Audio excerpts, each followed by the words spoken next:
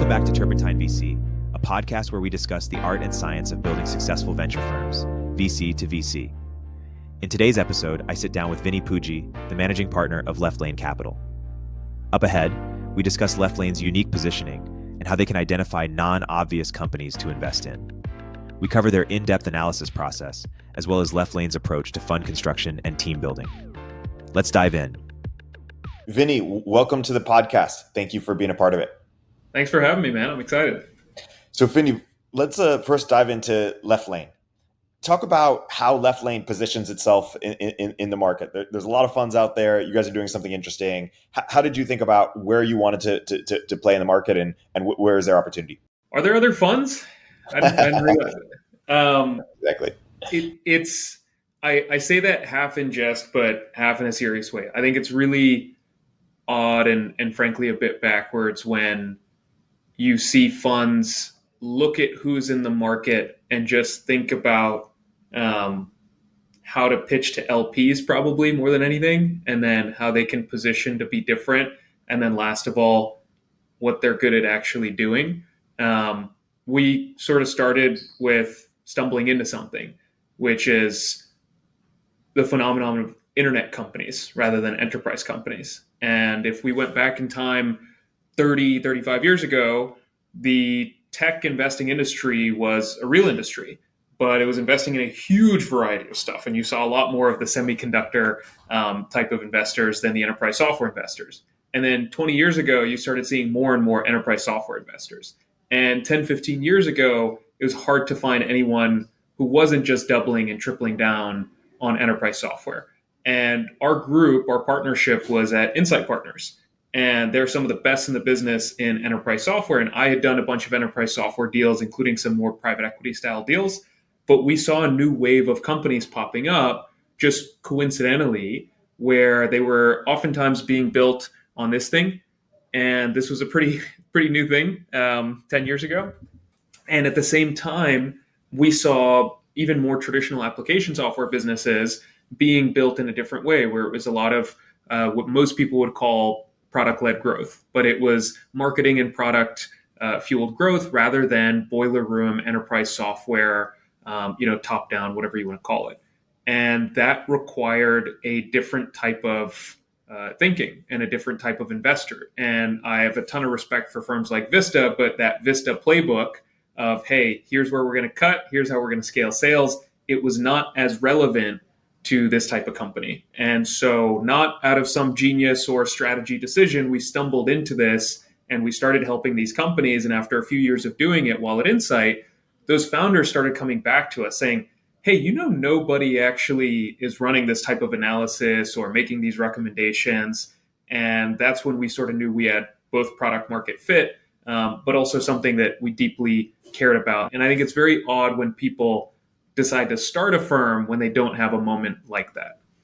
Say more about the type of analysis or type of recommendations that you were doing that's unique, because don't other great, the A16Zs, the IVPs, the Thrives, what are they not doing that you guys are doing? It's a great question. Listen, we don't have any crazy ego in this. We don't think that we are smarter and better and more capable than other firms. We do think that we've been specializing for about a decade in a certain type of company.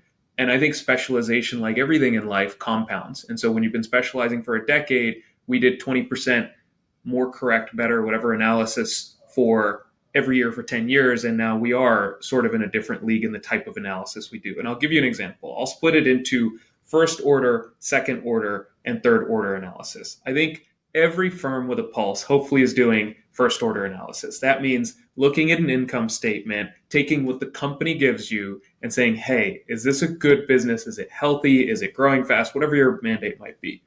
Now, second order analysis is what most people would call a unit economic analysis.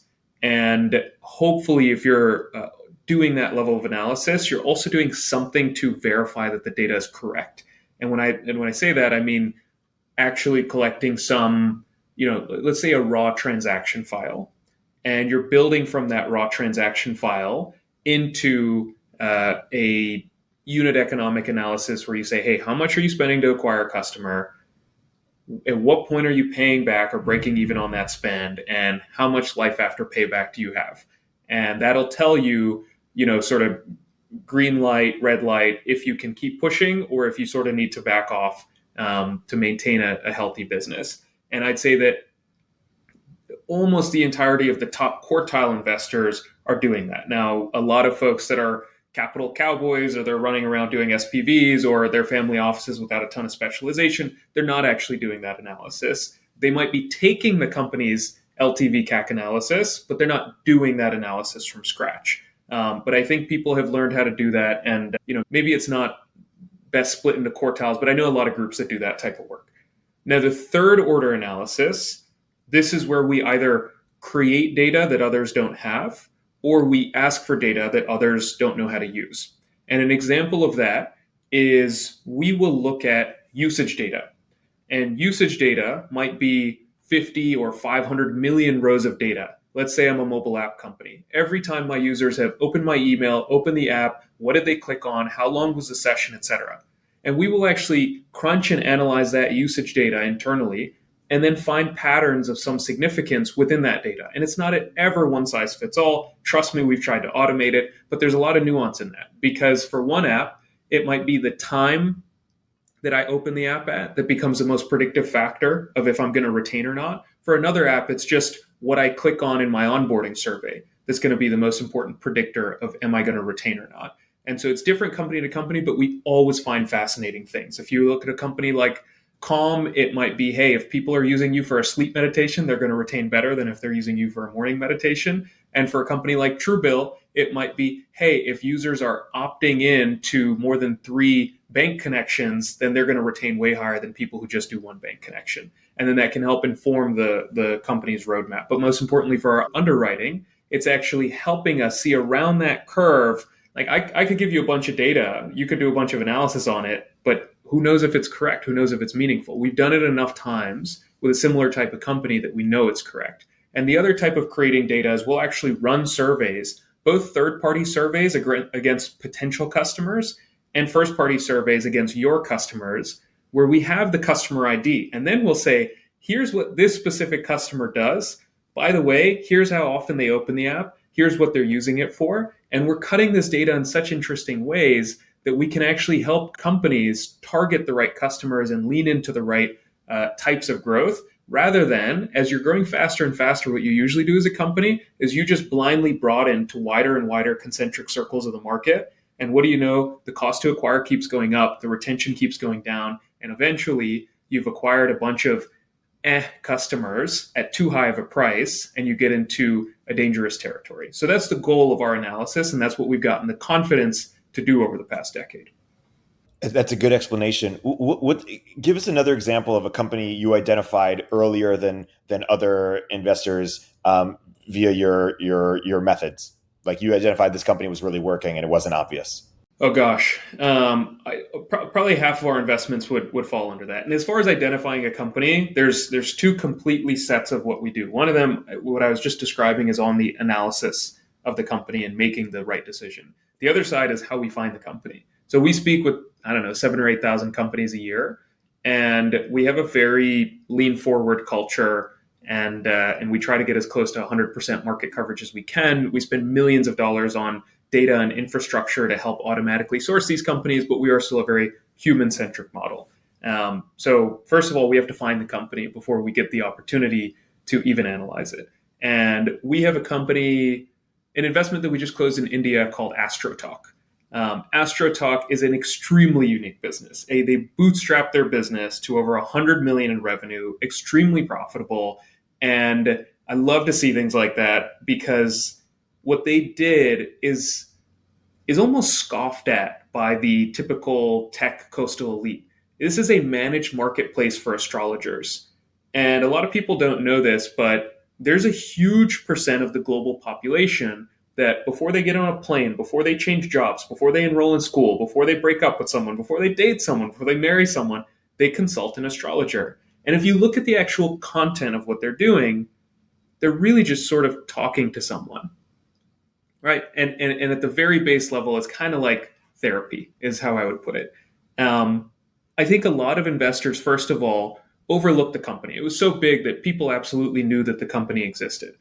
And at the same time, I guess when we see investors just drive right back past something and say, "Hey, I'm interested in companies that'll help me live to 1,000 and help us all be robots," we usually put the car in park and say, "Well, hold on, we're still humans, and this is a really important thing for a lot of the world's population. Let's spend more time with it." And in that case, what we spent time is we looked through the chat logs. And of course, this is not me reading every single chat log, but this means that we took tons and tons of data to make sure, one, there was nothing salacious or nefarious or stuff like that, and figure out the incident rate and how good the company was at policing that, because that's the first thing we want to check on. But after that, we said, again, what makes good customers? How long of sessions? How many sessions? Where did you acquire that customer? And potentially even the content of that session. What makes for a good customer versus a bad customer? And I think what we saw in the data is that people have surprisingly recurring needs, and they almost have a team of astrologers that they want to go to, not just an individual, which gives the platform some real defensibility, where we actually surprisingly saw minimal leakage. And that's a super unique example that only was relevant for this company, but it gave us the confidence to say, okay, these are actually really stable annuity streams. This is clear behavior being formed. And since we closed that investment, it's continued to perform every single month, getting more and more customers and keeping a high retention rate. Yeah, that's a good example. Good example. Talk about what types of companies are in your sweet spot versus what types of companies you say are best for some other firm. Like we don't really focus on that here. Sure. I'll give you the boilerplate definition, and then we can iterate from there. So Left Lane exists to invest in early growth companies, and we have a global mandate. Now, if we zoom in and see what does that actually look like, it's usually Series A and B companies. Our checks are ranging anywhere from 3-4 million all the way up to 60-70 million on the very high end. And we're investing in real categories of spend. So it's oftentimes companies that are taking, whether it's healthcare or education or financial services or insurance, something that's a very core, oftentimes multi-trillion-dollar category, and they are driving digital adoption there. We're usually not investing in categories where digital adoption is 90% and it's a completely B2B market and relatively penetrated, and this is like 20% better than the next thing. Now, when we look at geographically where we invested, it's about 60% US, 25-30% Europe, 10-15% rest of the world. Say more about education and healthcare, because there's a lot of dead bodies in those spaces. So how do you think about where in education and healthcare you're excited to invest? So listen, whether it's education, healthcare, financial services, or really anything else, we are investing in a customer relationship. So our philosophy is simple. When we see something that is high trust, high spend, and habitual, that's where we get excited. I think where people have had very high loss rates in these categories is when one of those three things is not the case. If I paid $10 for something and I used it once, that's not a Left Lane investment, right? This needs to be habit forming, extremely high trust, proven annuity streams to be a good Left Lane investment. And then we beat that up. And when I say beat that up, I mean, hey, if you lose your job, are you cutting this? One of our team's old investments at Insight was a company called The Farmer's Dog. The Farmer's Dog scared me personally. I didn't grow up with dogs. And we looked at this company where people were spending, give or take, $2,000 a year on their dog food. And I was like, well, hold on, guys. This is clearly just for really rich people. And so we ran our survey. We did our work. And we were shocked. I mean, if you look at the curve of just income in the US, this was barely offset from that curve. And then we got into the qualitative side. Basically, people said, hey, my dog's my kid. And even if I lose my job, I'm not going to screw with my kid's health or, their stomach and risk them. I'll eat McDonald's myself, but I'm going to feed my dog the same food. No chance am I messing with their food because of something going on in my life. Now, that's the type of thing where you go, okay, that's pretty interesting. I thought that this might be a lower quality business, or I thought that it might be for a smaller audience. But what the survey data told me is this is a really good annuity stream, and it is a rock solid retention curve. And that's proven to be the case at scale now. Hey, we'll continue our interview in a moment after a word from our sponsors. Today, I want to make a bit of a personal appeal to anyone working on a SaaS app or website. If you spend any time on the internet, you probably have interacted with chatbots in the bottom right corner of sites. Most are really annoying. AI is making them better, but still I often just get really useless generic answers out of these and end up just wanting to talk to a real human. It felt to me like AI shouldn't just make chatbots marginally better at text responses, but that they should enable a new type of web assistant. Something that feels like you're talking to a human support agent who is co-browsing alongside you. CommandBar is building that user assistant.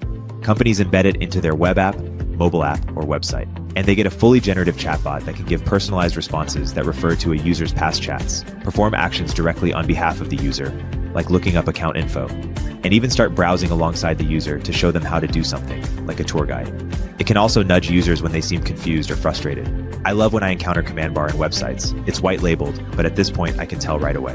CommandBar already reaches more than 20 million end users with major customers like HashiCorp, Gusto, Freshworks, 6 Sense, and more. See for yourself at commandbar.com/MOZ or follow the link in the show notes. This episode is brought to you by Warp. If you're a founder with employees in multiple states, you know managing state tax compliance is complicated. Warp not only automates state tax compliance, but also offers a user-friendly experience tailored to the needs of startups with a robust in-house team of experts. Warp ensures your startup remains compliant across all 50 states, giving you the peace of mind you need to focus on scaling your business. They also make it easy for startups to provide health benefits for employees, hire international contractors, and even claim R&D tax credits. Hundreds of startups trust Warp to handle their payroll and compliance needs. You can go from zero to payroll live in just 2 days. Don't let payroll and compliance hold your startup back. Visit joinwarp.com/peel or tap the link in the description. Get started and receive a $1,000 gift card when you run your very first payroll. That's joinwarp.com/peel.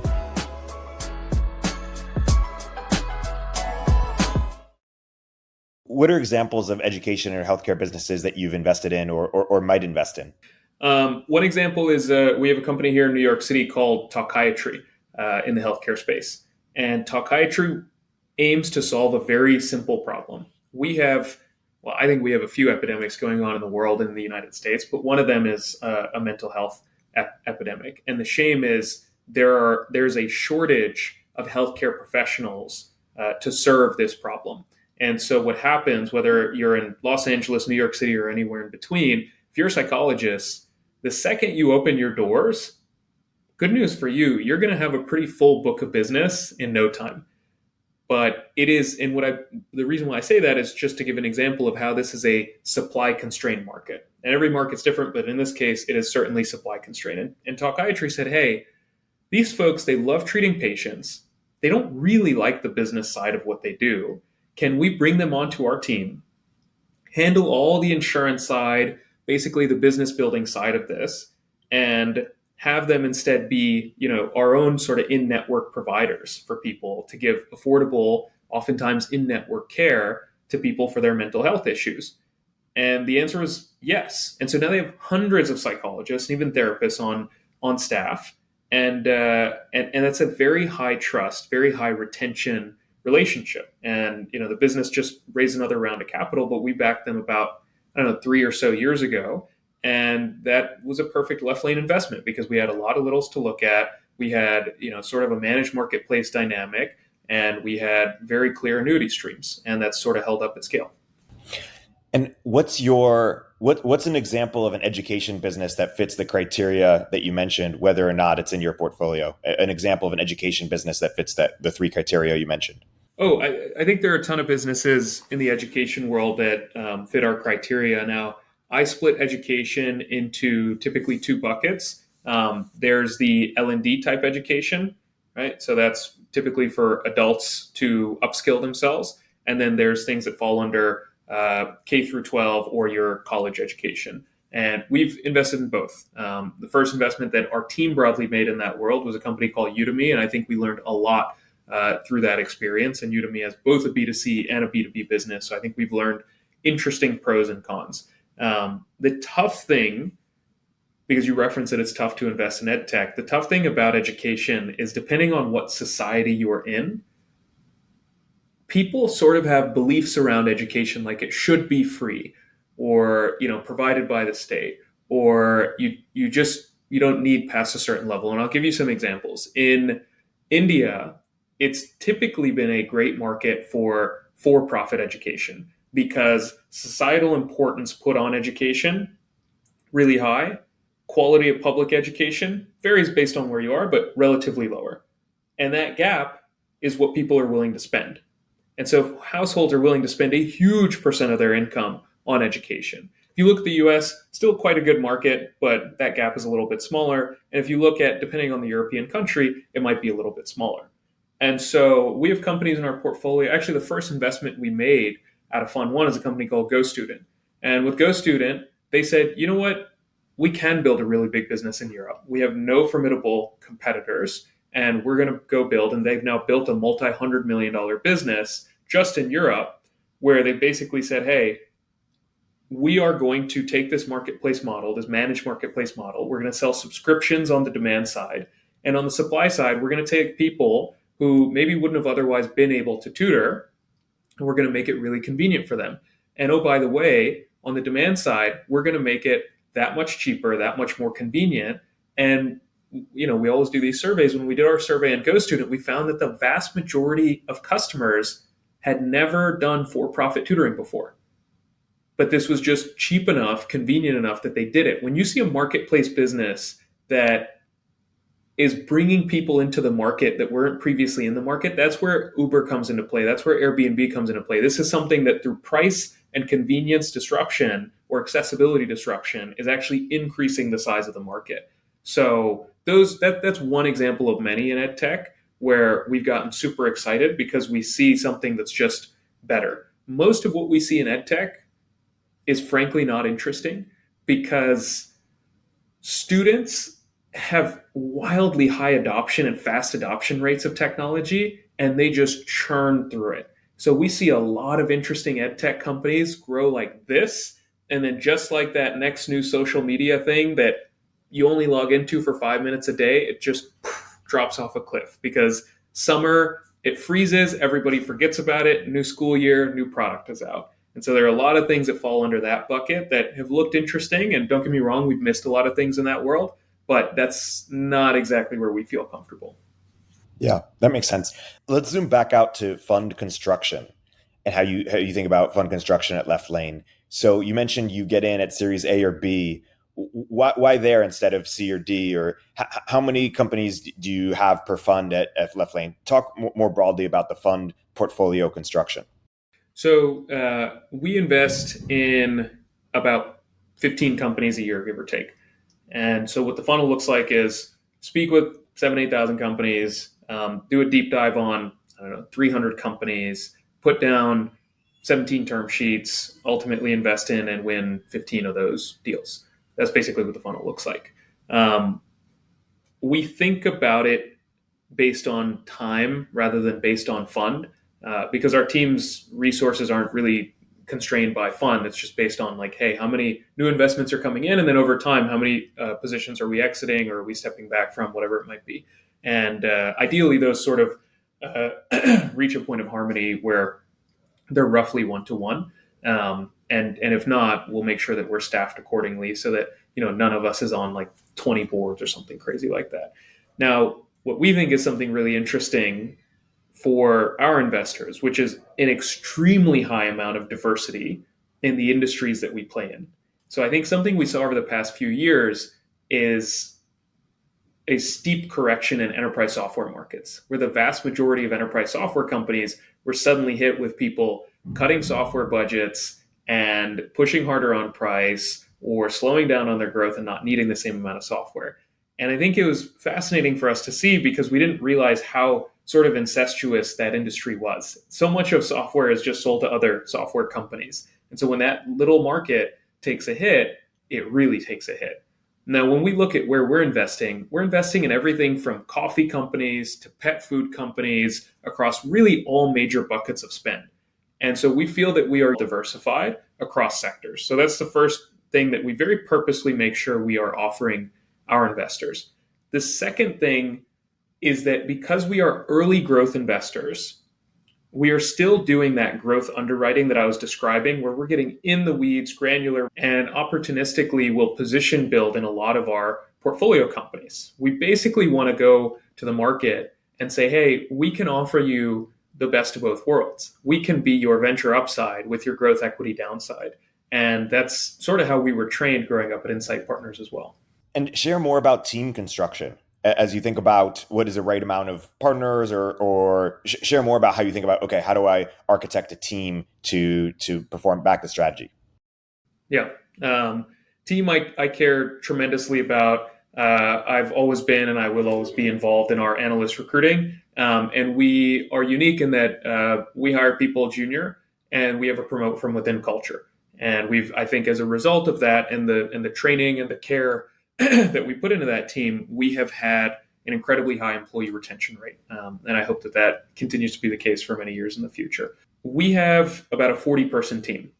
So it is definitely a lot bigger than our peer group, and we're split mostly across Brooklyn and London. Now, the goal of that team is coverage, right? So the majority of that team, 25 people or so, is on the investment team.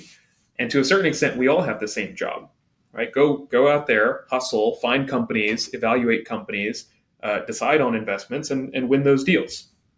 But of course, within the team, we have analyst, associate, senior associate, VP, principal, and then the managing partners. Principals on up take board seats regularly, and it's sort of the expectation if they're on a deal that they will probably be taking that board seat, and at the very least be categorized as a check writer within the firm. And so right now we have 7 people with one of those 2 titles. And so I'd say the firm has 7 check writers. That said, we grew up in a culture where Insight was 50, 60 people when we joined the firm, and it was very entrepreneurial, and they enabled us to do that from a pretty young age. And that's frankly why we were able to start Left Lane and have the confidence to do so. So if you're a senior associate on our team and you have a great thesis and point of view, you are absolutely on the board with me. You are just as, if not more active than I am on helping that portfolio company. And one day you're going to take that board seat over from me. And that's how we think about scalability, because a lot of junior folks are sitting as an observer on 4, 5, 6 board seats, and then they start taking their own, or they start taking over the seats where they're observers. We want to make sure nobody's just thrown into a board. That happens a lot with the displacement in the industry. We want to make sure people both know the Left Lane way and have great context on the company before they take a board seat. Yeah. That's a good overview of the team construction. Let's go back to the funnel. You mentioned 7,000-8,000 companies leading to 17 term sheets. How does a company become a term sheet? Talk about what are the difference between the companies that make it all the way to a term sheet versus ones that you don't quite get to conviction in, and even though they make it to the sort of final round, so to speak.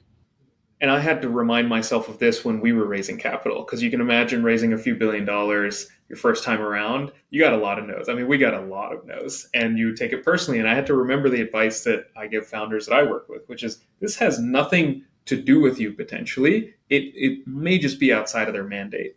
And so oftentimes we speak with fantastic companies.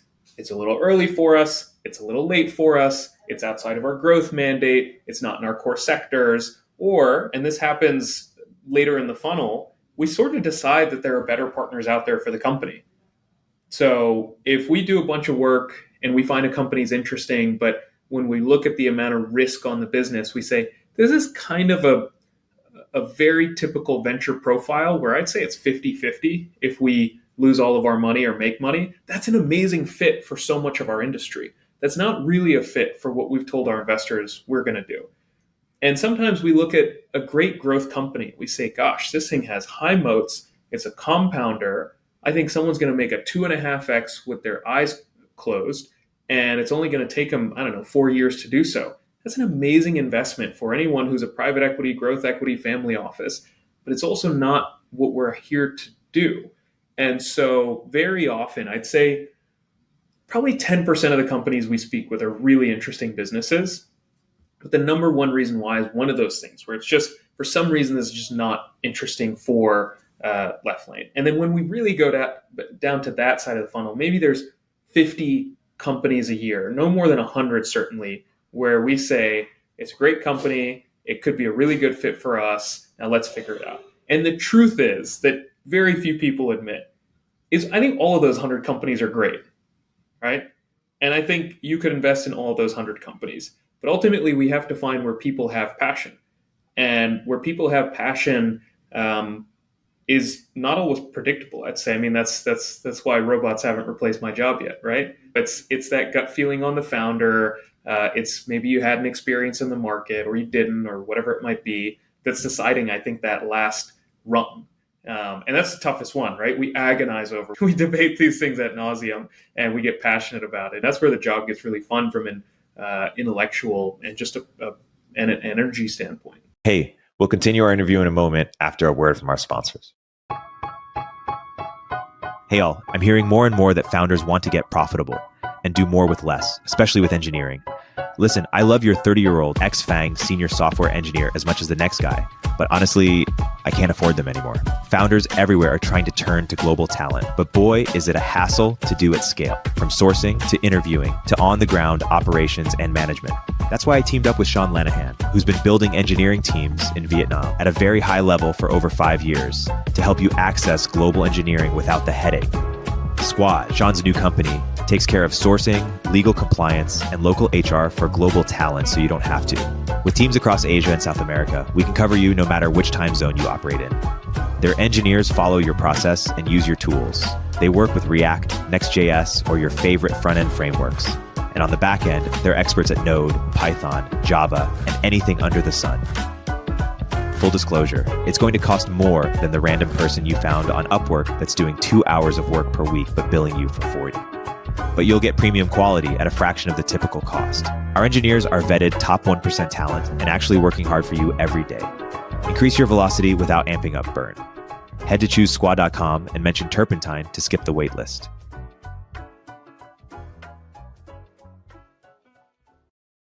Let's close by talking about the future of Left Lane and the future of the asset class. When you think about Left Lane 5-10 years from now, do you think it's rinse and repeat, similar fund size, similar portfolio construction, just continuing to crush it? So the advice that I give portfolio companies, and I try to think through this lens a lot, is you have 5, let's call it key variables in your business.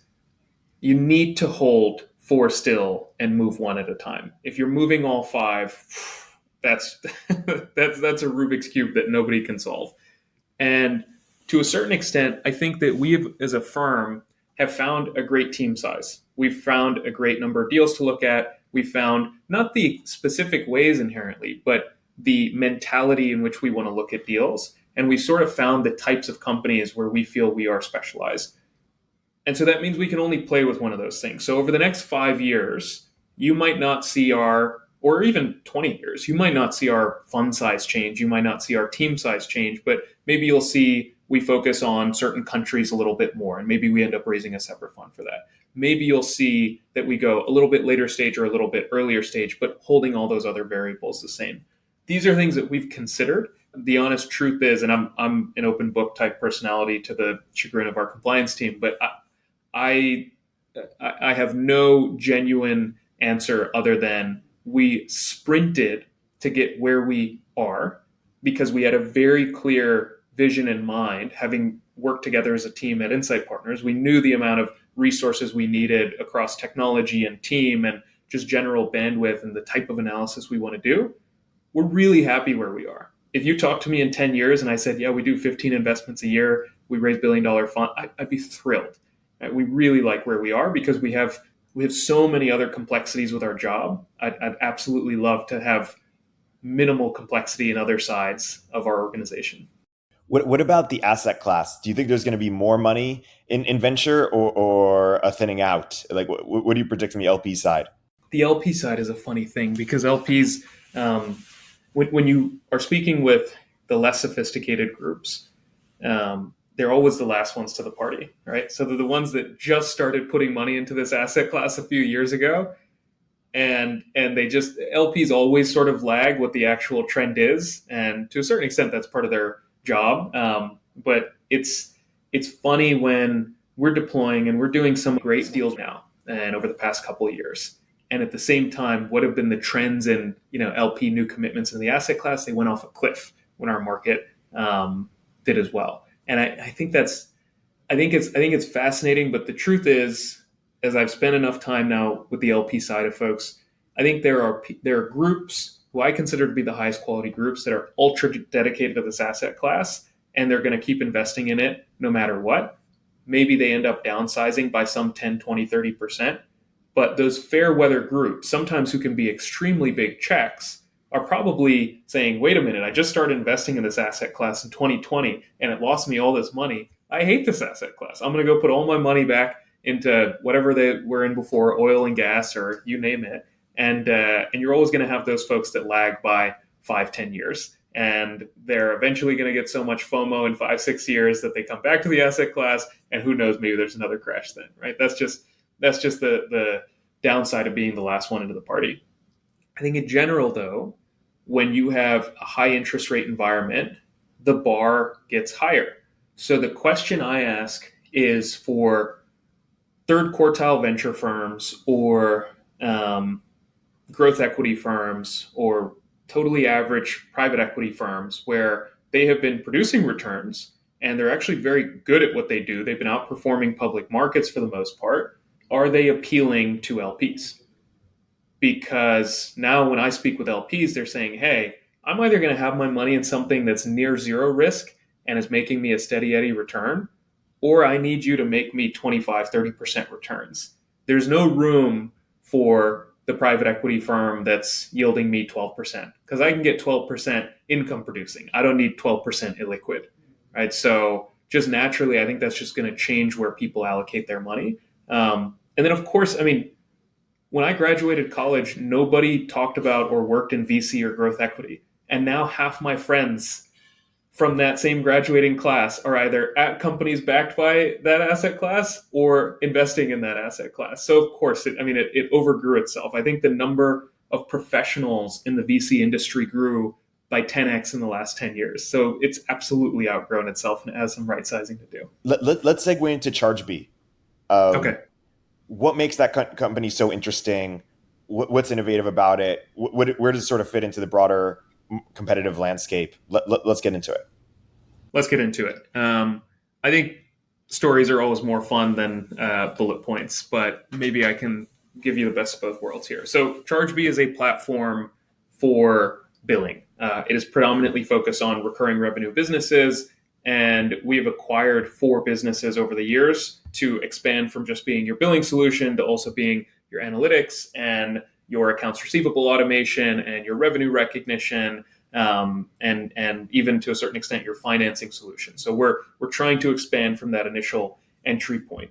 But when I met the guys at ChargeBee 8 years ago, it was at the very first SaaStr, I believe. And I met the CEO, Krish, but they were a team of 4 co-founders, and they had wandered in the woods for 5 years to get to $1 million in ARR.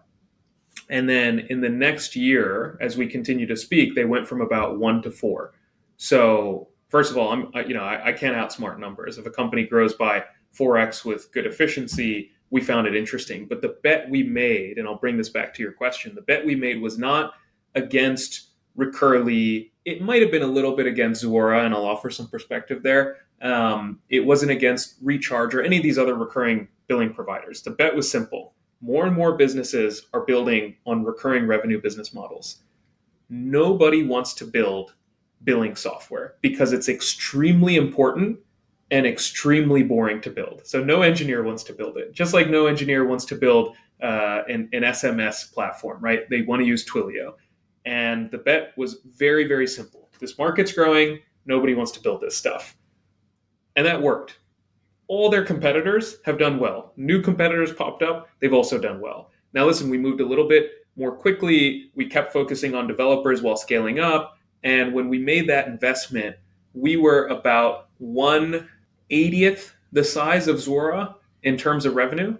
And today we're about 1/3 the size of Zuora in terms of revenue. So I think we've done a great job also entering the enterprise side of the market. And we went from having 0 public companies as customers to having a ton of public companies as customers. So all that to say, I think ChargeBee has not stayed still, but they have always both stayed focused on developers, but also raced to build best-in-class product parity with incumbents like Zuora.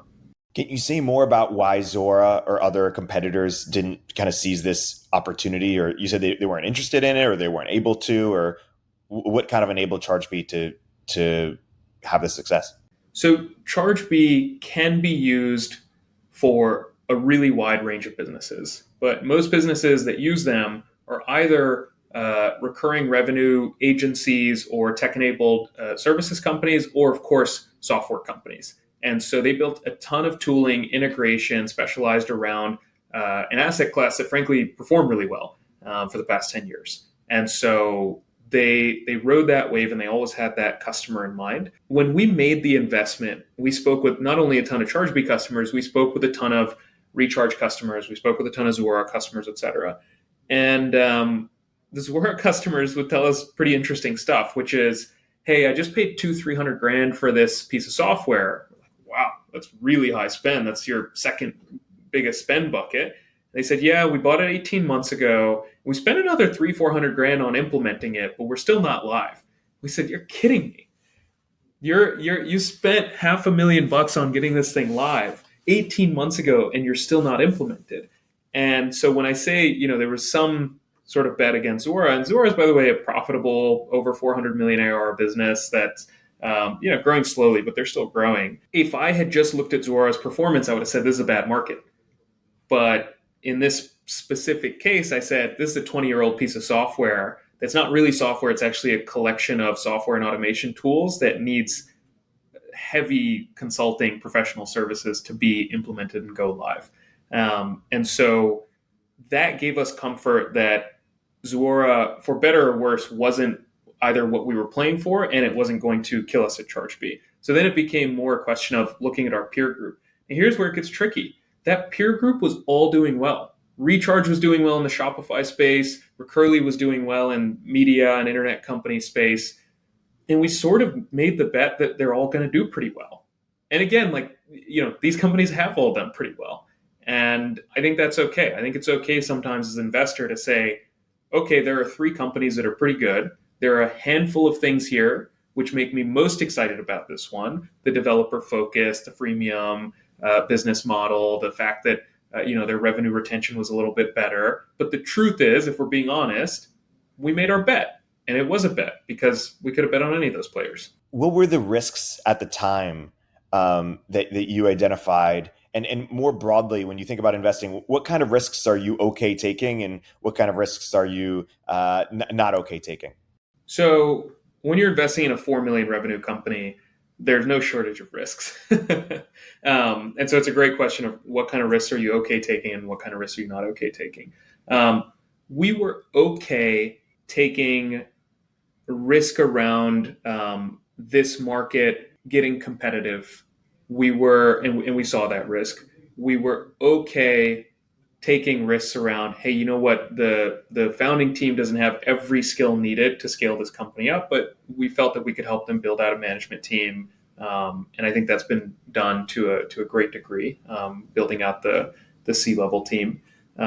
We were okay taking the risk that this was really just a bunch of developers coming inbound and then sticking with them. They weren't actually winning bigger companies at all. Like even 10 million revenue companies, they were seldom getting a 10 million revenue company. And to give you an idea, the average customer contributed about $2,000 a year in revenue to ChargeBee. And ChargeBee, give or take, was making about 1% of revenue. So these were really small companies, put simply, using the platform. So we didn't have any promise that they could go up market or that they could even retain companies as they were growing. Now, we knew all these risks. You never know at what point are they going to go live.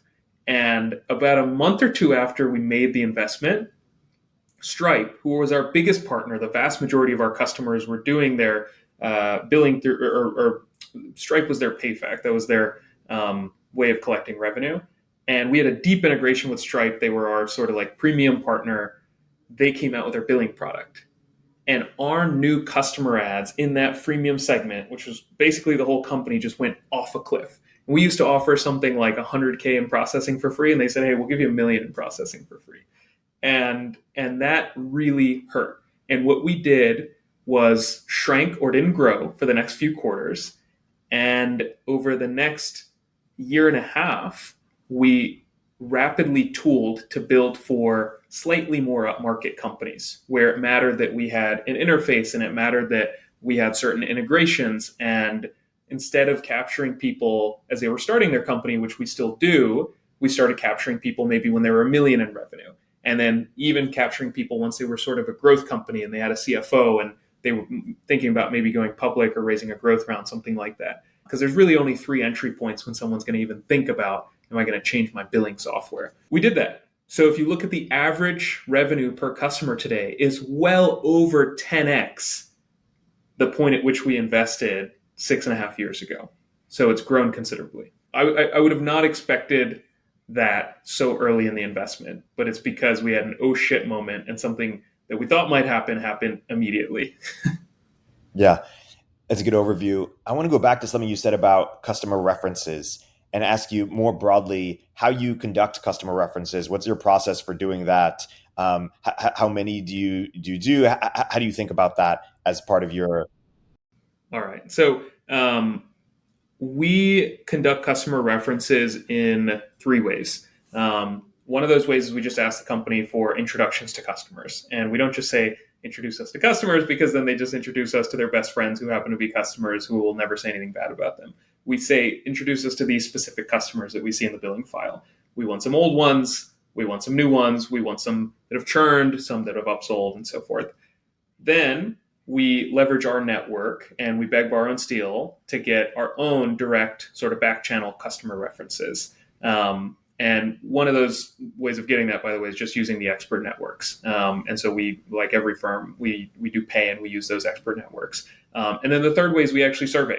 So we will run, assuming it's not a company with 10 customers, because that would be impossible. But if you have thousands of customers, we'll run surveys and we'll go out there and we'll, it depends on which provider, which market we're looking for data in. We'll decide which provider we're going to use on the survey front. But we'll run those surveys to sort of get some sentiment. And oftentimes we're running surveys against not your actual customers, but your potential customers. Because sometimes we'll think a company is the coolest thing, and then we'll speak to a bunch of their potential customers, and they'll say, I guess that's interesting, but I don't really think about that. And we'll say, okay, this is not a big enough problem to go after solving. Yeah, that makes sense. Another question I want to ask is how you think about liquidity, or how do you think about taking money off the table? Fred Wilson has this famous idea of a third. How do you, what's sort of the left lane philosophy on when to sell versus when to hold? That's a great question. And I should clarify, by the way, that we did, and I did that ChargeBee investment back when we were at Insight Partners, and Insight's answer to this question is likely quite different from left lane's. With our strategy, we pretty aggressively re-underwrite companies when we're looking at investing more money. And sometimes we will re-underwrite. We'll say, oh my gosh, we think this is a 5x return. And we will raise our hands and try to lead this round, right? And try to make it as easy as possible for the founders to say yes. Sometimes we'll re-underwrite a company and we'll say, okay, this is an okay return. This is solid. But we're not going to be tripling, quadrupling down here. So we're just going to be supportive.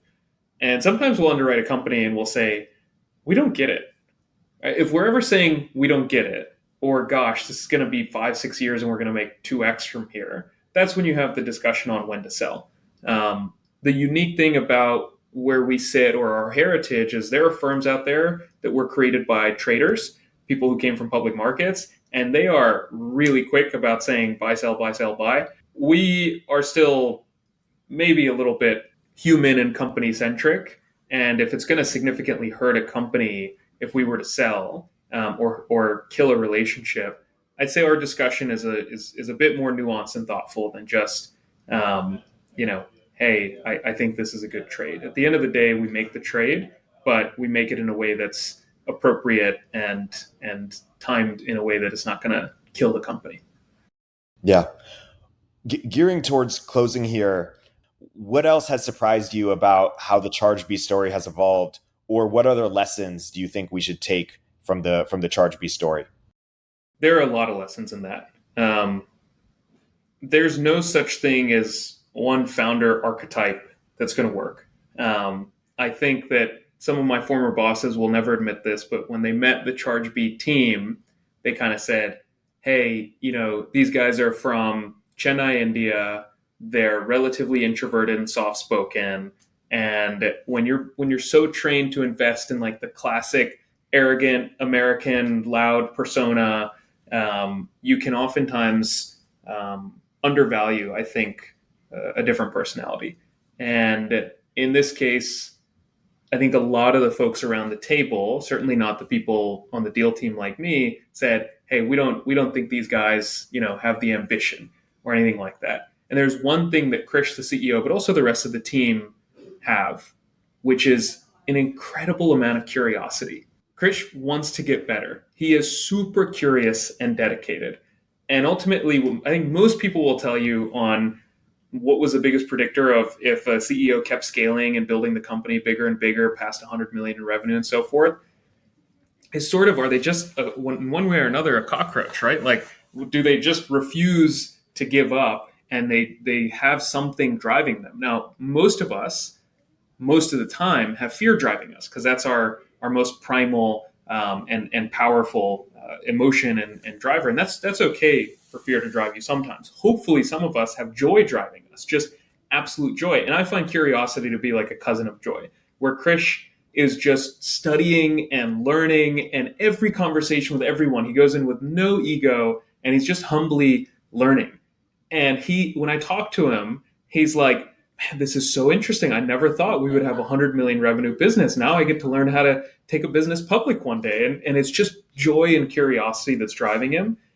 And I think that was a great lesson for me, because I had a good gut feeling, but I couldn't quite put my finger on, hey, why do I trust this person as someone who's young in my career, where it was kind of the first investment where I really laid it down and said, no, I think we have to do this deal and you're going to regret if we don't do it and so forth.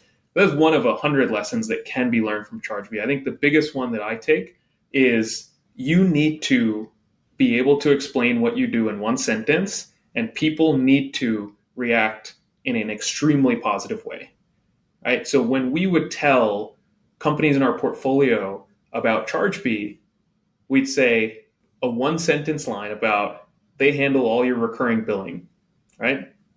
Not rocket science, nothing crazy, nothing fancy. And we would hear, oh my gosh, I need someone to do that. I'm wasting so much time. I'm building this stuff. I have all these exceptions in my pricing and so forth. And we said, okay, it's a good problem to solve. When you take those same 10 sentences I just said and you have to use them to explain, you're going to hear one sentence back, which is, I don't really get it. Or like, I don't think I really need that, or something like that. And that's sort of become my personal investing philosophy of, hey, I need to be able to explain this in one sentence to someone, and they need to react in a resoundingly positive way. And I know that sounds simple, but usually that's probably the best predictor of, is this going to be something that's for some reason not been done before well, but is really needed by the customer? Or is this going to be something that's just a bloodbath where you're trying to create a market, but you're not solving that big of a problem? Yeah, that's a good place to wrap. I want to be mindful of time. Vinny, thank you so much for coming on the podcast. Yeah, man, my pleasure. Anytime. Turpentine VC is a podcast from Turpentine, the network behind Moment of Zen and Econ 102.